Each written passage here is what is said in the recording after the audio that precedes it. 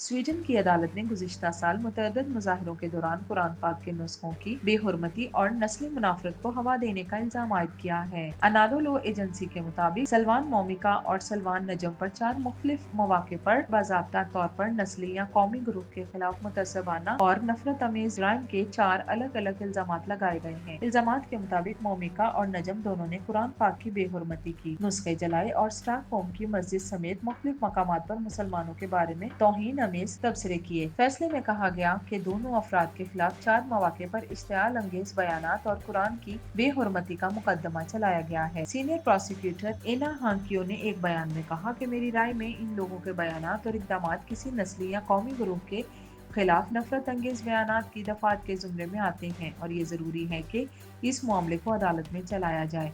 बयान के मुताबिक शवाहिद ज्यादातर वाकयात की वीडियो रिकॉर्डिंग पर मुश्तमिल हैं।